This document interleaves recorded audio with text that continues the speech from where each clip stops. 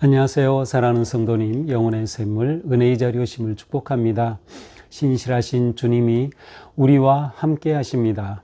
우리와 함께 하시는 주님을 찬양합니다. 기도합시다. 주님 감사합니다. 오늘도 주님의 선하신 뜻과 사랑 안에서 이렇게 복된 하루를 맞이하였습니다. 오늘도 주님의 말씀으로 이 하루를 승리하고 성장하고 변화되고 더욱더 주님께로 가까이 나아가는 은혜의 하루가 될 수 있도록 인도하여 주시옵소서. 오늘도 성령님 저의 마음의 문을 열어주시고 깨닫게 하여 주셔서 말씀의 은혜 가운데 거할 수 있도록 이끌어 주시옵소서. 예수님 이름으로 기도합니다. 아멘. 오늘 말씀은 에스라 3장 1절에서 13절입니다. 이스라엘 자손이 각자의 성읍에 살았더니 일곱째 달에 이르러 일제히 예루살렘에 모인지라. 요사닥의 아들 예수아와 그의 형제 제사장들과 스알디엘의 아들 스룹바벨과 그의 형제들이 다 일어나 이스라엘 하나님의 제단을 만들고 하나님의 사람 모세의 율법에 기록한 대로 번제를 그 위에서 드리려 할세. 무리가 모든 나라 백성을 두려워하여 제단을 그 터 위에 세우고 그 위에서 아침 저녁으로 여호와께 번제를 드리며 기록된 규례대로 초막절을 지켜 번제를 매일 정수대로 날마다 드리고 그 후에는 항상 드리는 번제와 초하루와 여호와의 모든 거룩한 절기의 번제와 사람이 여호와께 기쁘게 드리는 예물을 드리되 일곱째 달 초하루부터 비로소 여호와께 번제를 드렸으나 그때에 여호와의 성전 지대는 미처 놓지 못한지라. 이에 석수와 목수에게 돈을 주고 또 시돈 사람과 두로 사람에게 먹을 것과 마실 것과 기름을 주고 바사왕 고레스의 명령대로 백향목을 레바논에서 욥바 해변까지 운송하게 하였더라. 예루살렘에 있는 하나님의 성전에 이른 지 2년 둘째 달에 스알디엘의 아들 스룹바벨과 요사닥의 아들 예수아와 다른 형제 제사장들과 레위 사람들과 무릇 사로잡혔다가 예루살렘에 돌아온 자들이 공사를 시작하고 20세 이상의 레위 사람들은 세워 여호와의 성전 공사를 감독하게 하며 이에 예수아와 그의 아들들과 그의 형제들과 gadmi엘과 그의 아들들과 유다 자손과 헤나닷 자손과 그의 형제 레위 사람들이 일제히 일어나 하나님의 성전 일꾼들을 감독하니라.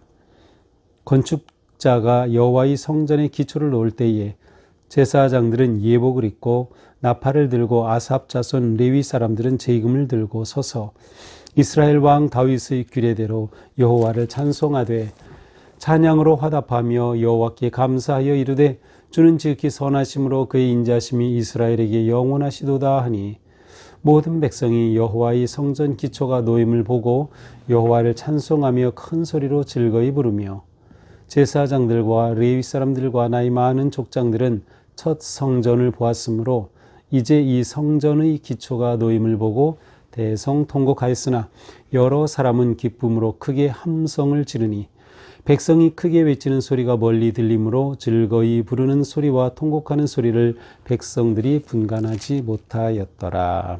아멘. 자, 에스라서를 보게 되는데요.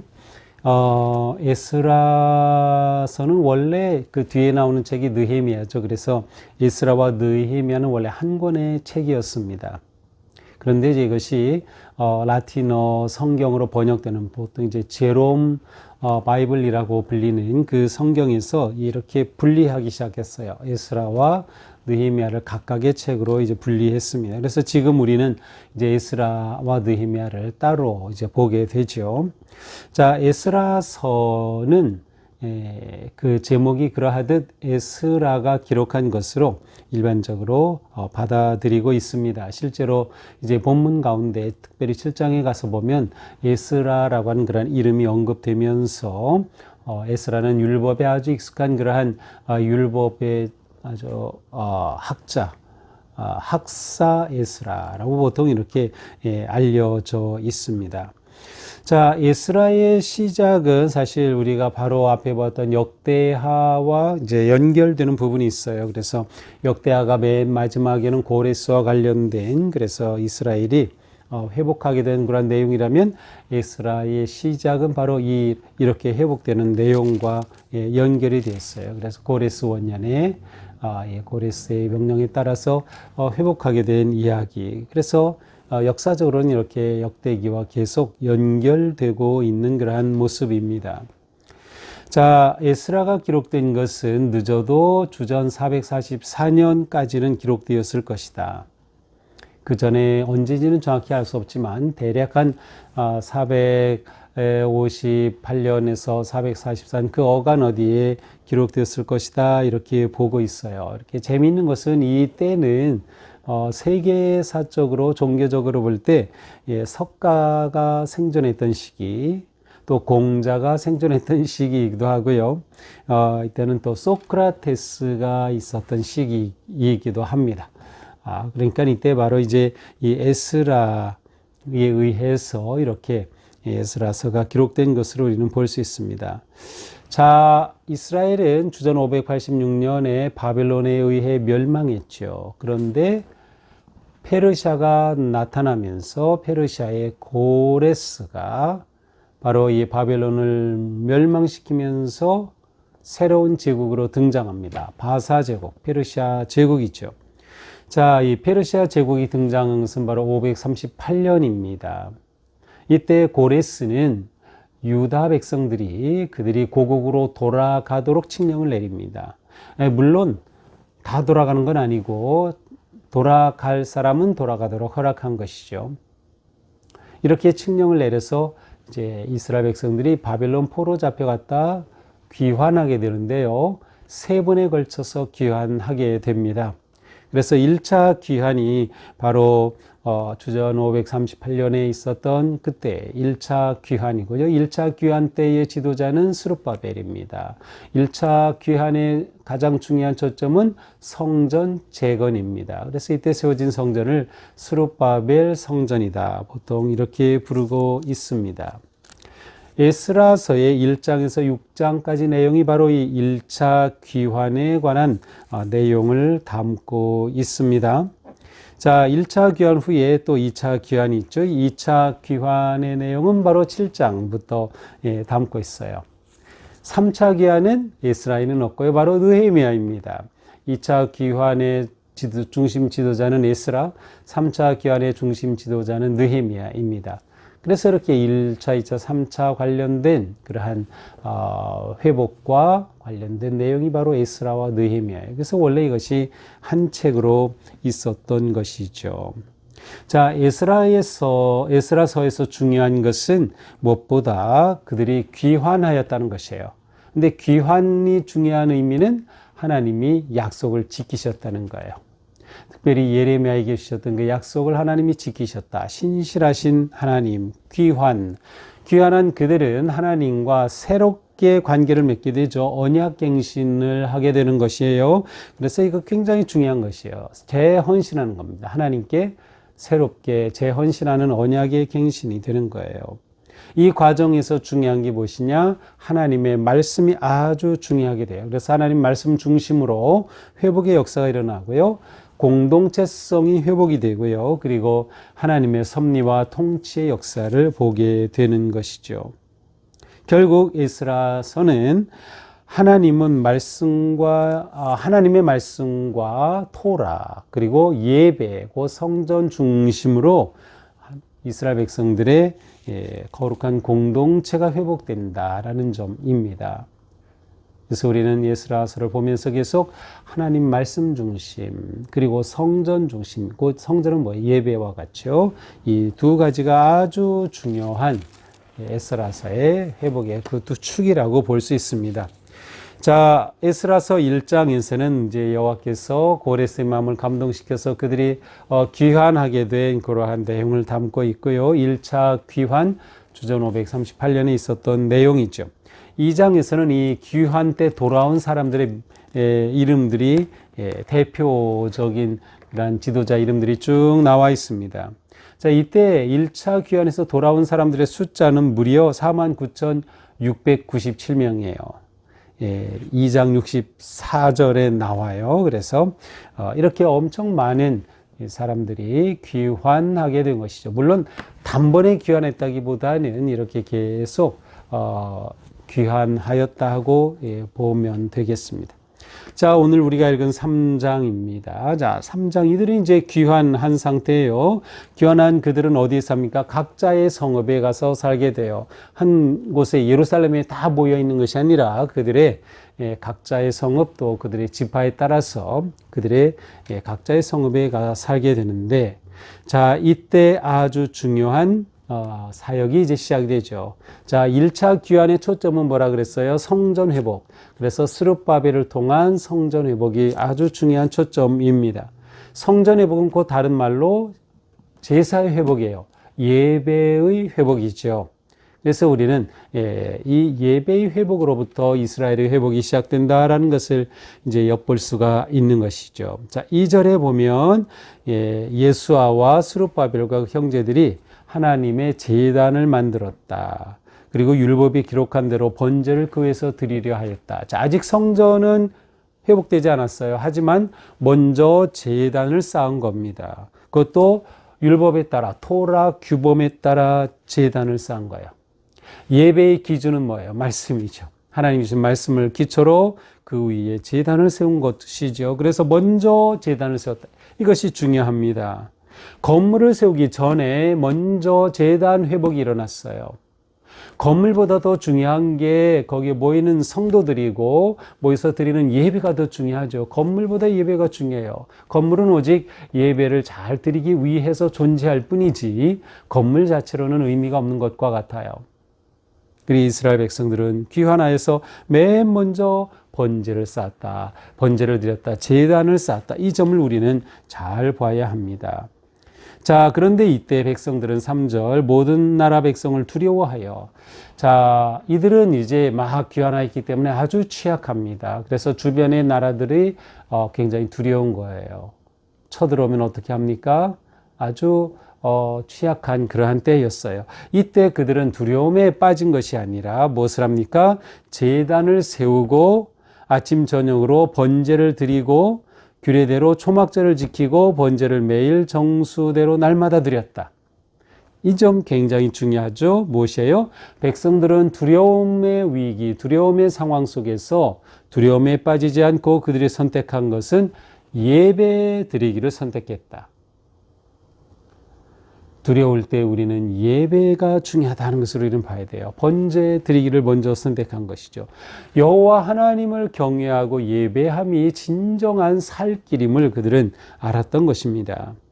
더 나아가서 그들은 규례대로 초막절을 지켜요.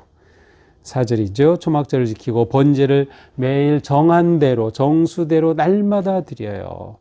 시간을 거룩하게 지키는 거죠. 이전엔 그들이 그렇게 하지 못했어요. 그런데 귀환해서 이렇게 그들이 하나님을 예배하는 것이에요.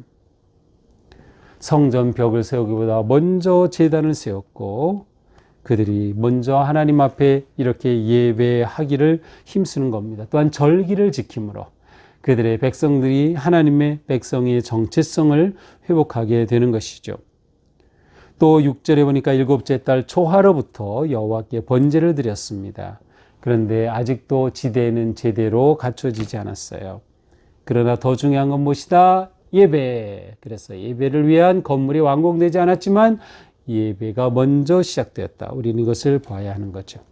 자, 8절은 이제 성전 건축이 시작되는 것을 보여줍니다. 성전 건축은 성전에 이른 지 2년 둘째 달에 시작이 되었어요. 이 과정에서 스룹바벨이 아주 중요한 역할을 하죠. 그래서 8절에는 두 사람, 스룹바벨과 예수아라는 두 사람이 등장하는데, 스룹바벨은 총독으로 고레스의 임명을 받아서 온 것이고요. 그는 또한 다윗 왕조의 후손이기도 했어요. 그래서 스룹바벨을 통하여 회복이 되는 역사. 또 예수아는 대제사장 계열의 사람이에요. 그래서 총독 계열과 대제사장 계열이 함께 협력하여서 나라를 세우는 것이죠. 그래서 그들은 함께 협력하여 성전 회복의 건축의 공사를 시작했던 것입니다. 이 공사를 잘 진행하기 위해 레위 자손 가운데 20세 이상 된 사람을 감독으로 세웠습니다. 또한 그들이 성전의 기초를 놓을 때 큰 행사를 치르지요. 우리도 정초 예배라는 게 예전에는 있었어요. 정초 예배. 집을 지을 때 모퉁이 돌을 딱 놓으면서 정초 예배를 드렸죠. 바로 그것과 똑같아요. 성전의 기초를 놓으면서 이들은 예배를 드린 겁니다. 제사장들이 예복을 입고 나와서 나팔을 불었습니다. 아삽 자손들이 제금을 들고 찬양대가 찬양을 합니다. 그래서 다윗의 규례대로 여호와를 찬송하며 놀라운 그러한 정초 예배가 드려진 것입니다. 그들은 찬양하며 하나님께 화답합니다. 주는 지극히 선하심으로 인자하심이 이스라엘에 영원히 계시도다. 모든 백성이 여호와의 성전 기초를 놓임을 보고 여호와를 찬송하며 큰 소리로 즐거이 불렀다. 자, 성전 기초를 놓으면서 예배로 드렸고, 예배가 시작이 되면서 많은 사람들이 하나님의 영광을 찬양하며 또 찬양대가 놀라운 찬송을 불렀어요. 자, 그런데 12절 아주 재미나는 표현이 나와요.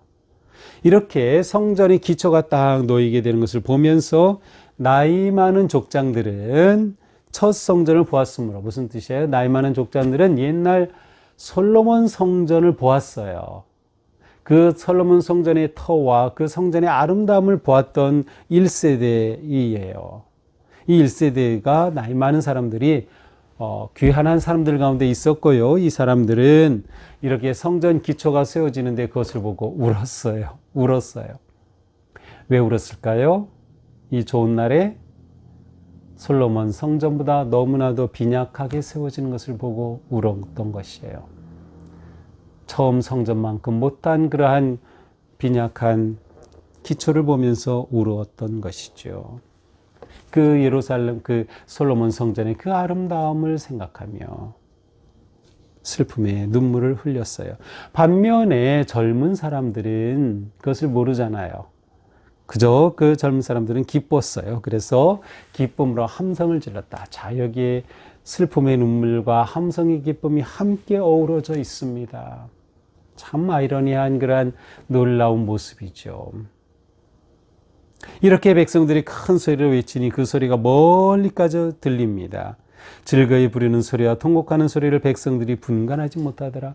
이렇게 나이 많은 사람들은 통곡하고 또 젊은 사람들은 너무나도 좋아하고 환호하는 이 소리가 섞여가지고 이 소리가 무슨 소리인지 사람들은 분간하지 못하였다. 아주 이 기초 정초 예배가 아주 은혜롭고 뜨겁게 드려졌음을 우리는 볼 수 있습니다. 자, 오늘 말씀은 무엇일까요? 이스라엘의 회복이죠. 성전의 회복이죠. 회복의 초점은 무엇일까요? 말씀과 예배입니다. 말씀에 기초하여 든든한 성전이 세워지고 예배가 회복이 되는 것이죠. 그러므로 우리는 오늘의 본문처럼 두려움의 시대에 우리가 살고 있지만 이 두려운 시대에 우리가 해야 될 일은 오직 성전을 회복하는 것, 예배로서 승리하는 삶을 사는 것, 이것이 중요합니다. 제단 우선의 삶을 살자. 우리가 먼저 제단을 잘 쌓아야 되는 거예요. 이것이 기본이고 핵심이죠.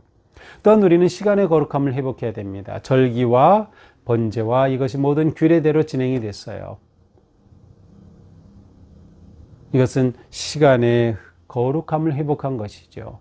하나님이 주신 그 시간을 따라서 놀라운 회복의 역사가 일어난 거죠. 보통 시간의 영성이 회복이 되었다, 이렇게 말할 수 있을 것 같습니다. 또한 이 모든 것의 기초는 뭐였어요? 말씀이었죠. 말씀 위에 세워졌던 것이에요. 그래서 이 말씀의 전통 위에 선다는 것, 이게 너무도 중요합니다. 우리는 말씀을 아주 살아있는 생명의 말씀으로 받아야 돼요. 말씀 받기에 힘써야 돼요. 말씀 읽기에 힘써야 돼요. 묵상하기에 힘써야 돼요. 우리는 어떤 모양으로든 말씀과 함께하면서 우리 믿음이 성장하고 깊어지게 된다. 또한 우린 제사를 드릴 때마다 감사와 기쁨으로 제사를 드려라. 이것이 진정한 모습입니다.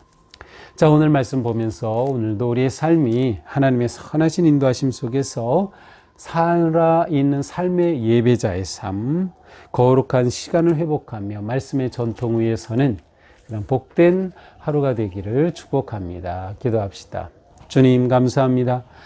이스라엘은 포로에서 돌아왔을 때 먼저 제단을 세웠습니다.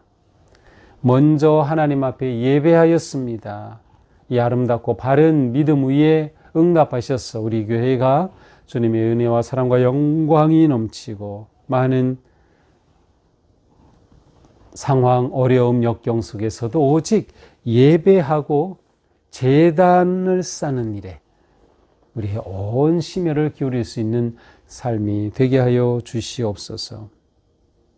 오늘도 우리가 순간순간 오직 주님의 선하심으로 의지하고 주님의 인도하심 따라 감사와 기쁨으로 승리하는 복된 하루가 되게 하여 주옵소서. 예수님 이름으로 기도합니다. 아멘. 네, 오늘도 주님 은혜로 우리 삶이 바르고 또 진실하게 제단을 쌓고 하나님께 예배자로 사는 복된 하루가 되기를 축복합니다. 사랑합니다.